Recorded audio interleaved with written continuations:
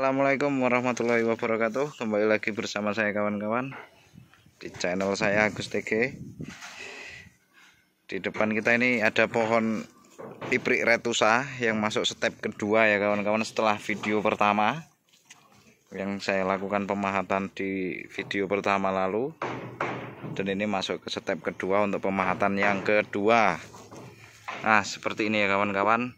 Ini saya menggunakan pahat yang agak kecil karena yang pertama, step pertama saya menggunakan pahat yang agak besar, dan sekarang saya menggunakan pahat yang agak kecil. Nah, seperti itu ya kawan-kawan.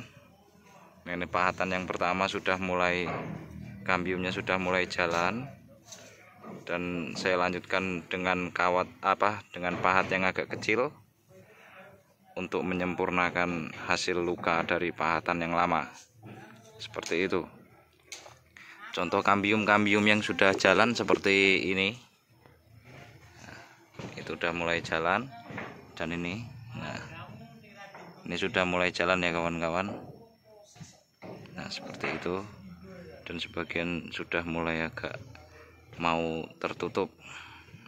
Nah, dan ini saya lakukan pengepresan akar. Sebagian saya press akarnya untuk akar-akar yang dominan besar, akhirnya saya potong, dan untuk melanjutkan atau melakukan pembesaran di bagian akar-akar yang kecil seperti ini.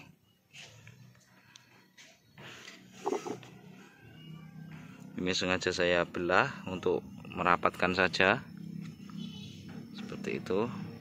Dan ini potnya terlihat, nampak jelas potnya. Kita review dari kejauhan lagi. Sebagian cabang-cabang sudah saya rem juga untuk mengurangi tingkat stuck ataupun stres atau penguapan dari pohon yang saat ini sedang saya lakukan pemahatan dan pengepresan akar ya kawan-kawan. Nah, ini untuk yang bagian belakang, masuk step pertama saat pemahatan tetap menggunakan pahat yang agak besar, dan nanti ketika sudah mulai jalan saya lakukan dengan pahat yang agak kecil kembali seperti itu. Dan untuk di bagian akar ini seperti ini, saya beset seperti ini. Biasanya saya pahat-pahat, ketikanya nanti tertimbun tanah dia akan mengeluarkan serabut akar baru, dan itu untuk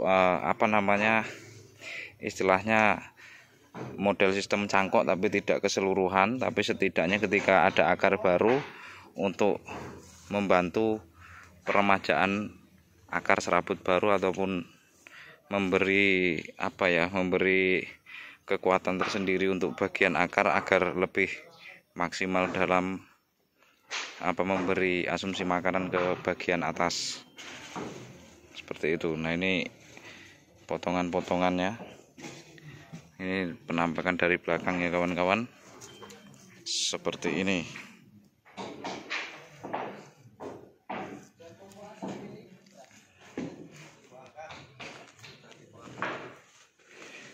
Sangat besar sekali pohonnya. Dan nanti setelah pemahatan ini tetap saya berikan seperti salep kambium untuk menjaga resiko.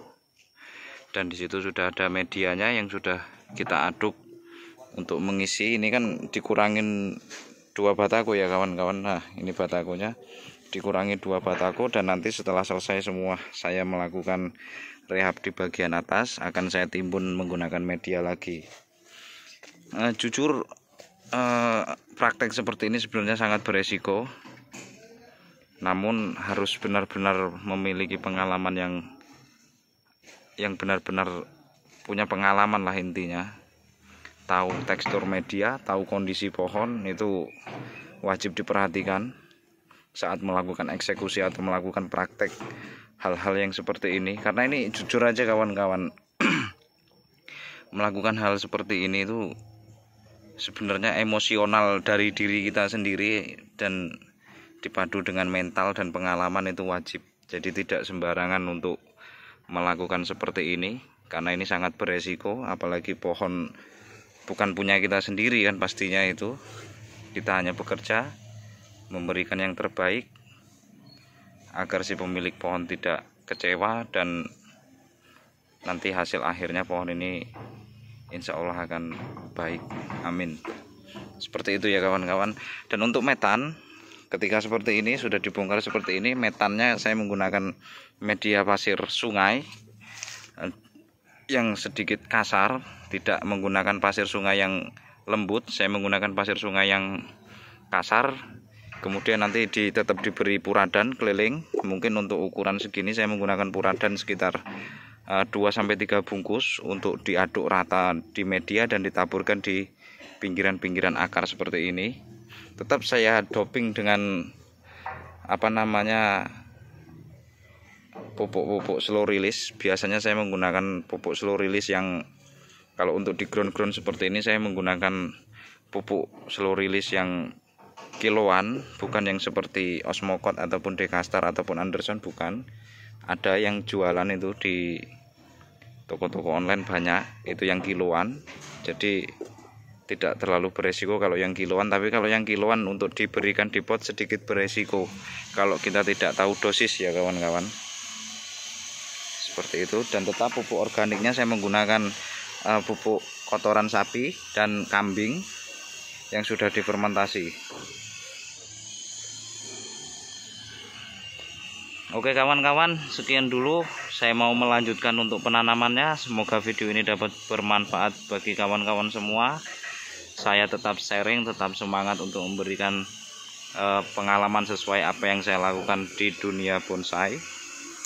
Tetap semangat, yang budidaya tetap semangat, yang program bonsai tetap program bonsai, yang program gabungan tetap program gabungan, tetap optimis dan yakin pasti akan sukses. Oke, kalau begitu saya undur diri, saya akhiri. Assalamualaikum warahmatullahi wabarakatuh.